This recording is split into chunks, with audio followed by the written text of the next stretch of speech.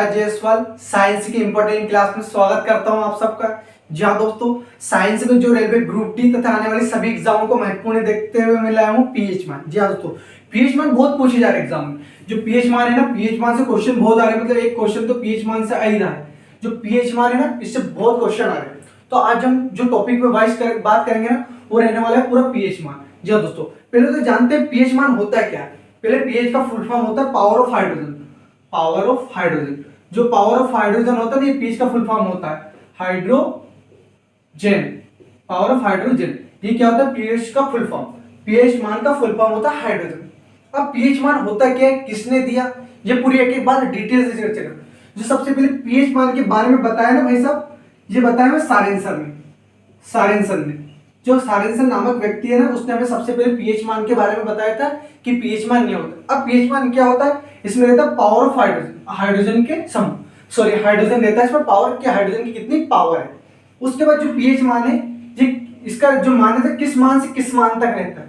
तो जो पीएच मान, जो पीएच स्केल होती है ना, उसका मान रहता है 0 से लेकर 14 के बीच में। जी हाँ दोस्तों, 0 से लेकर 14 तक पीएच स्केल का मान रहता है, यह पीएच मान रहता है, ये पीएच होता है। अब जो इसमें रहता है पीएच मान का 7 से। जी हाँ दोस्तों, 1 2 3 4 5 6 और 7 8 9 10 11 12 13 और 14। अब इसके बीच में एक न्यूनतम है। जी हाँ दोस्तों, 0 7 और 14। दोस्तों पीएच स्केल के मान में 0 से लेकर 7 तक जिस पदार्थ का पीएच मान रहेगा, 0 से लेकर 7 तक, वो रहेगा अम्लीय। क्या रहने वाला, अम्लीय। और जिस पदार्थ का मान 7 रहेगा, मतलब पीएच मान रहेगा, उसको रहेगा उदासीन। क्या रहेगा, उदासीन। और जिस पदार्थ का पीएच मान 7 से बढ़कर 14 के बीच में रहता है, वो रहेगा क्षारीय। ये पीएच मान होता है। जी हाँ दोस्तों, जो पीएच स्केल होती है ये रेटेड करके बहुत बार पूछा गया है। यदि किसी पदार्थ का पीएच मान 0 से 7 के बीच में, 0 से 7 के बीच में, तो रहने वाला है अम्लीय। जी हाँ दोस्तों, एसिड रहने वाला है। क्या रहने वाला है, अम्लीय। और यदि किसी पदार्थ का पीएच मान 7 है, तो 7 वाला रहने वाला है उदासीन। क्या रहने वाला है, 7 उदासीन। और यदि 7 से ज्यादा है ना, तो रहता है क्षारीय। ये बहुत बार पूरा का मतलब जो पीएच मान का उपयोग किया जाता है, ये किया जाता है किसी पदार्थ की अम्लीयता, क्षारीयता तथा उदासीनता को दर्शाने।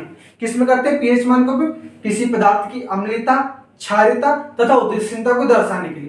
अब हमें बारी से एक एक को जानेंगे कि पीएच मानों का मतलब क्या होता है। आइए देखते हैं सभी पीएच मानों का मतलब यहाँ पर डालेंगे पीएच मान और उसका मतलब जानेंगे कि किस वस्तु का कितना पीएच मान। सबसे पहले नींबू। जी हाँ दोस्तों, नींबू का पीएच मान, जो नींबू होता है ना, उसका मान होता है 2.2 से लेकर 2.4 तक। नींबू का मान होता है 2.2 से लेकर 2.4। मतलब जो हमारा नींबू होता है ना, वो अम्लीय रहता है और उसका पीएच मान रहता है 2.2 से लेकर 2.4। उसके बाद है सिरका। क्या रहने वाला, सिरका। जो सिरका रहता है ना, उसका रहता है 2.4 से लेकर 3.5 तक। कितना रहता है, 2.4 से लेकर 3.5 तक। उसके बाद है शराब। जी हाँ दोस्तों, दारू। जो दारू होती है ना हमारी, दारू, उसका रहता है 2.8 से लेकर 3.8 तक। जी हाँ दोस्तों, जो हमारी दारू रहती है ना, इसका भी पीएच मान रहता है 2.8 से लेकर 3.8। और उसके बाद है टमाटर का रस। जो टमाटर का रस होता है ना, टमाटर का रस, इसका जो पीएच मान रहता है ये 4.0 से लेकर 4.4 तक होता है। ये बहुत बार पूछा गया कि टमाटर का रस का पीएच मान कितना होता है। जी हाँ दोस्तों, उसके बाद हमारी बियर। जी हाँ दोस्तों, बियर। जो बियर रहती है ना, उसका पीएच मान रहता है 4.0 से लेकर 5.0 तक। कितना रहता है बियर का मान, 4.0 से लेकर 5.0 तक। उसके बाद रहने वाली कॉफी। जो हमारी कॉफी होती है ना, कॉफी का पीएच मान रहता है 4.5 से लेकर 5.5। जी हाँ दोस्तों, एक बार रिवाइज करा देता हूं मैं आपको। जो हमारा नींबू होता है उसका पीएच मान रहता है 2.2 से लेकर 2.4।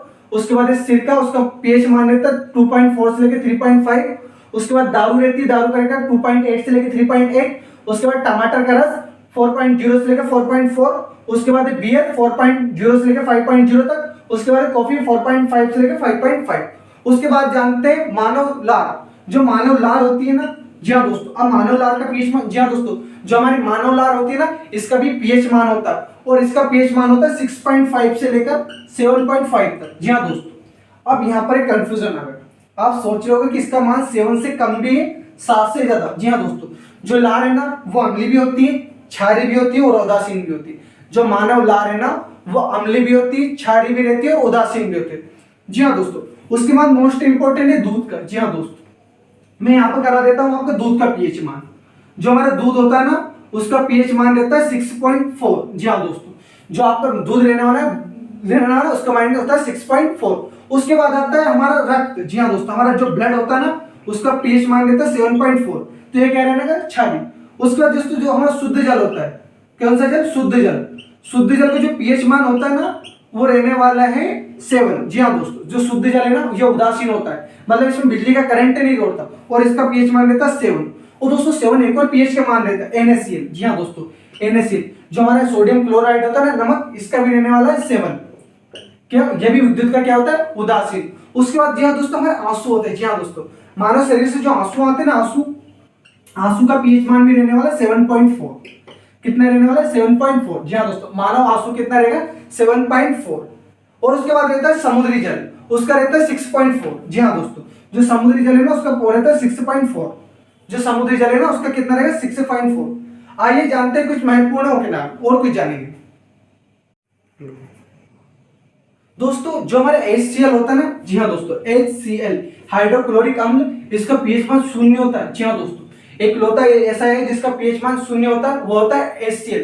उसके बाद है H2SO4। H2SO4, जी हाँ दोस्तों, ये होता है बैटरी एसिड। जी हाँ दोस्तों, ये बैटरी एसिड होता है, और इसका जो पीएच मान होता है ना, वो रहने वाला है 1। जी हाँ दोस्तों, बहुत बार पूछा गया है कि जो हमारा बैटरी एसिड है उसका पीएच मान कितना है, H2SO4 का 1 है। उसके बाद है हमारा वर्षा का जो होता है ना, वर्षा जल। ये वर्षा जल है दोस्तों, अम्लीय वर्षा।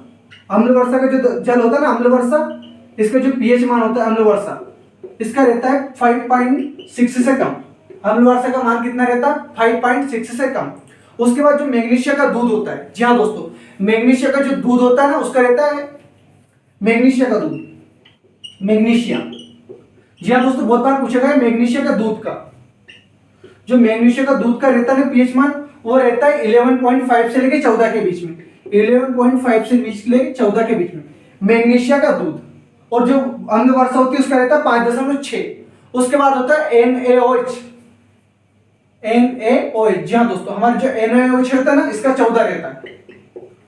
दोस्तों देखो, फिक्स माने HCl का 0 रहता है, NaOH का सबसे ज्यादा 14 रहता है, और जो हमारे जल और NaCl का कितना रहता है, 7 रहता है। कितना रहता है, 7।